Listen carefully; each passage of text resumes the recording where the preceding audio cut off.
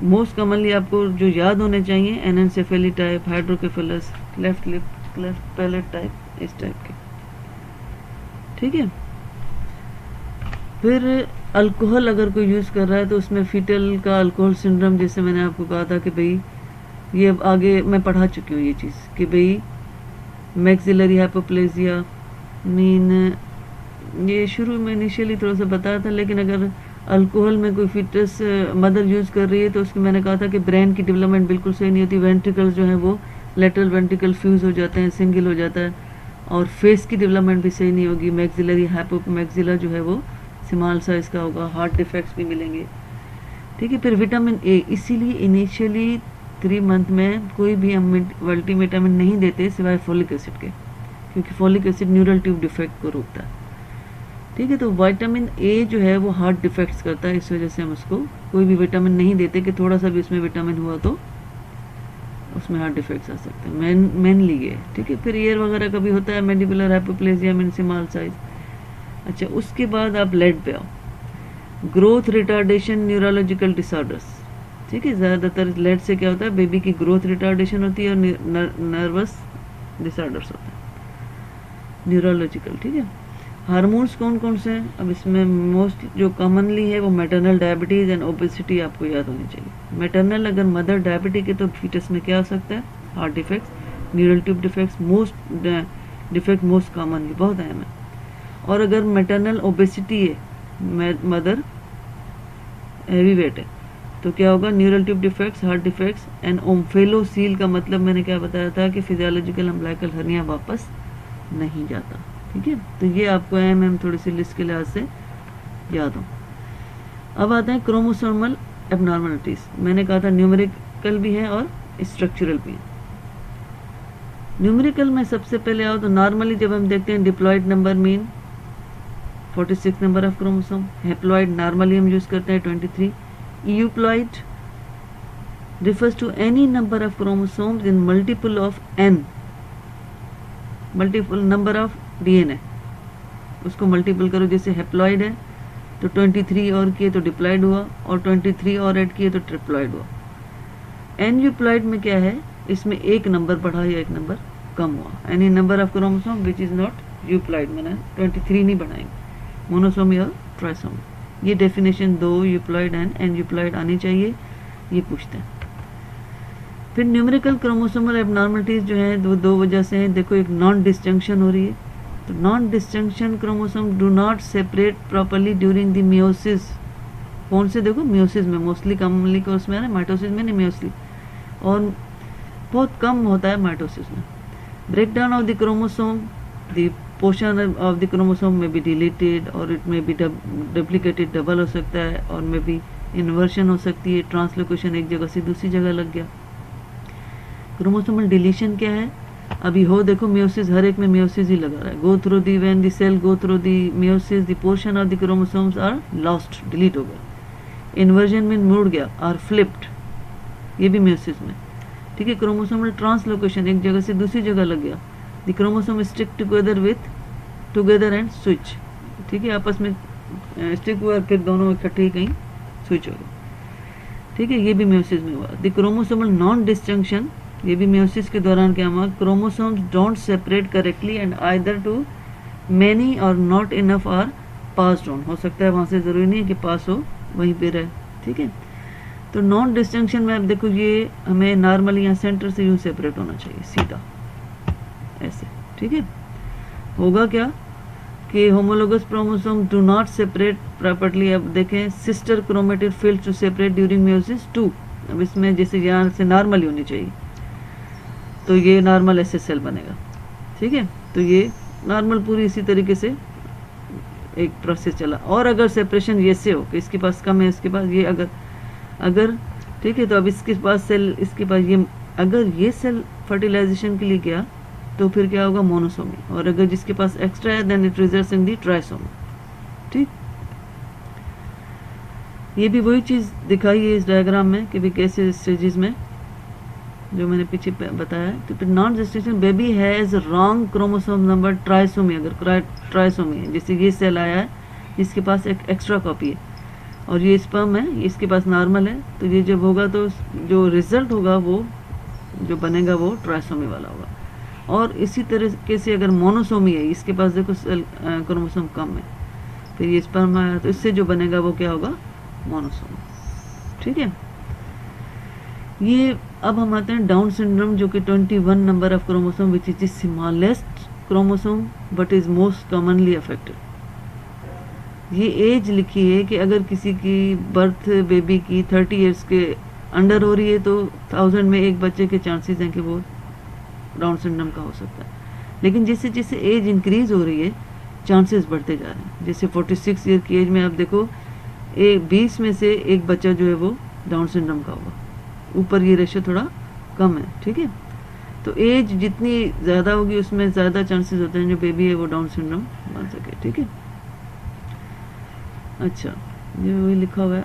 अब एक chromosomal anomalies को मालूम करने के लिए पिछले लेक्चर में मैंने बताया था एमनियोसेंटेंसिस अंडर ऑब्जर्वेशन किसके थ्रू करते हैं, अल्ट्रासाउंड के थ्रू। फिर निडल पास करते हैं, अब एमनाटिक फ्लूइड में पास किया, मैंने कहा था 30 ml लेते हैं और इसलिए 10 वीक तक होता ही 30 ml है, तो हमें 10 वीक्स तक हम नहीं कर सकते।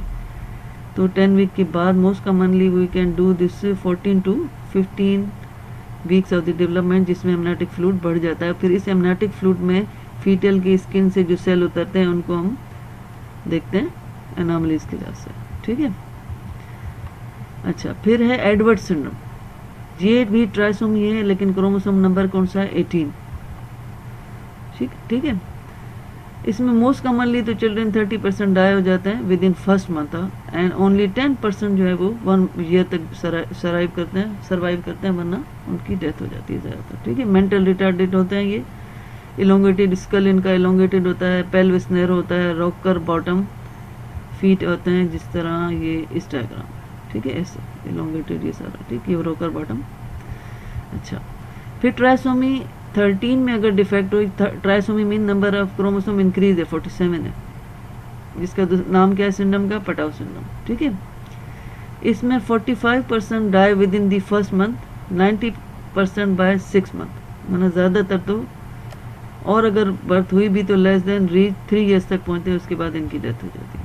ठीक है, ये इसकी डिफेक्ट्स में आता है।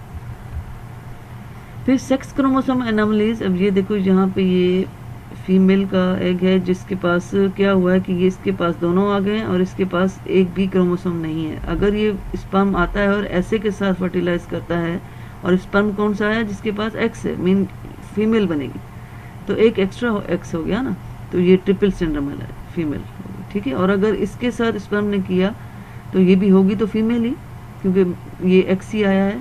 इसका नाम होगा टर्नर सिंड्रोम। टर्नर सिंड्रोम के ये क्रोमोसोम का क्या होगा, X0। ये बहुत अहम BCQ। ट्रिपल में क्या होगा, ट्रिपल एक्स।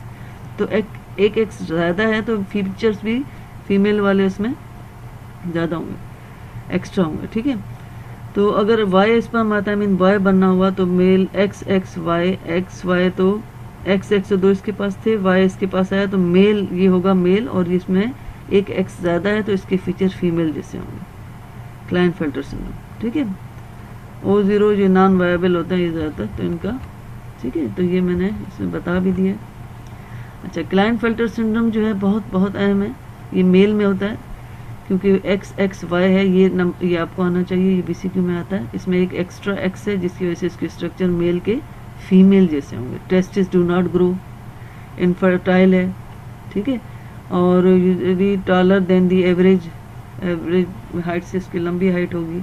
अब हेयर देखो फीमेल जैसे है ना, तो स्पेयर्स बॉडी हेयर, बॉडी में हेयर कम होंगे, स्मॉल मसल्स होंगी जैसे फीमेल्स की होती है, लेवल ऑफ टेस्टोस्टेरोन भी कम होगा क्योंकि फीचर्स ज़्यादातर फीमेल जैसे होंगे ऐसे, और प्यूबिक हेयर का ग्रोथ भी फीमेल जैसे होगा। ठीक है, ऑस्टियोपोरोसिस जैसे फीमेल को ज़्यादातर स्ट्रक्चर ऐसे, ब्रेस्ट की ग्रोथ डेवलपमेंट भी हो रही है क्योंकि एक एक्स्ट्रा एक्स है। ठीक है, फिर टर्नर सिंड्रोम जो फीमेल में था, जो मैंने कहा अगर एक्स जो मेल का उस एक के साथ फर्टिलाइज कर जाए जिसके पास कोई क्रोमोसोम नहीं है तो X0 है। अब इसमें क्या है देखो, नेक वेब्ड है, ये ऐसा अगर केस दे दें तो समझ जाना कि कौन सा सिंड्रोम है। शॉर्ट स्ट्रक्चर है एंड स्टेराइल। इसमें देखो ओवरी एंड यूट्रस सिमाल या तो एब्सेंट होते हैं या सिमाल साइज होते हैं, तो प्रेगनेंसी के चांसेस नहीं होते। हार्ट डिफेक्ट्स भी होते हैं। ये सारे डिफेक्ट्स जो यहाँ लिखे हुए हैं they are included in the Turner syndrome. फिर स्ट्रक्चरल एनोमलीज जो हमने कहा कि भाई, मैंने कहा कि भाई कोई डिलीट हो गया, इन्वर्ट हो गया, कोई ट्रांसलोकेट हो गया, जो पीछे बताया था, और ये होता मोस्ट कॉमनली वायरसेस की वजह से या किसी ड्रग की वजह से, ठीक है। तो इसमें चेंजेस जो है, इसमें डिलीट हो गया, ये जैसे ये पोर्शन डिलीट हो गया इससे इधर से, ठीक है, तो ये एंड रिजल्ट ये बना। और अगर डुप्लीकेट हो गया, ये डबल है, तो फिर ये डबल डबल में ये वाला हो गया, ठीक है। और इन्वर्जन में अब जैसे ये BCD है ना, तो अब इसकी यहाँ सीक्वेंस चेंज होगी, इन्वर्जन में आ गया, ठीक है। ट्रांसलोकेशन में इधर AB है, तो इधर इसके बजाय AB होना चाहिए, तो इधर क्या आ गया, ये वाला कोई और MN आ गया, ठीक। तो ये आ गया हमारे पास। अच्छा, क्राइडी-चैट सिंड्रोम भी स्ट्रक्चरल में आता है, न्यूमेरिकल में नहीं आता, ठीक है। ये चीज़ भी आनी चाहिए। और कौन सा क्रोमोसोम्स में 46 ही है, लेकिन डिलीट हो जाता है क्या, क्रोमोसोम नंबर 5, ये वाला, इसका कोई पोर्शन डिलीट हो जाता है।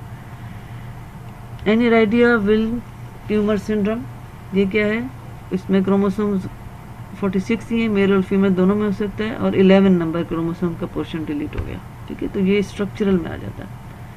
प्राडर विलाय सिंड्रोम में 15 नंबर ऑफ क्रोमोसोम जो है, इसका लोअर आर्म जो है वो डिलीट हो गया। Angelman syndrome,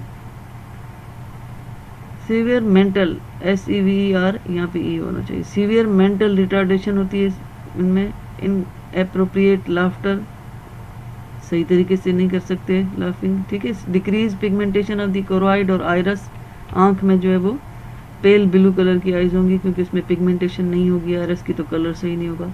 ataxia and jerky movement, eye movement, eye अचानक ही ऐसे मूवमेंट करना शुरू, ऐसे ऐसे, एटेक्सिया मीन सही चल नहीं सकेगा, ठीक है। सीवियर स्पीच प्रॉब्लम भी इसमें होते हैं, इसमें भी लगाना मैं भूल गई। डिलीशन ऑफ दी, अब कौन क्रोमोसोम्स का 15, 11, 13 के शॉर्ट आर्म जो है वो डिलीट हो जाता है, maternal organ. The paternal uniparental disomy mean, paternal में मोस्ट कॉमनली किसका है, मैटरनल का, ठीक है। इसको छोड़ दो बेशक, क्योंकि पैटर्नल से इतना वो नहीं हो रहा, ठीक है। एक अब ये आता है BCQ के टॉर्च, टॉर्च में कौन कौन सी डिजीजेज इंक्लूड होती है, एक बेबी पैदा हुआ है उसमें कौन कौन सी, T फॉर टॉक्सोप्लाज्मोसिस, ये organism, O for other agent, for example syphilis, hepatitis B, coxsackie virus, Epstein Barr virus, varicella zoster virus, ये सारे other human parvo virus O वाले में। फिर R for rubella, C for cytomegalovirus, H for herpes simplex virus. तो ये नाम आने चाहिए आपको, क्योंकि ये टॉर्च का BCQ एक आता है, ठीक है। थैंक यू बेटा। अभी बस आपका एक लेक्चर रह गया, फीटल वेलबींग और फीटल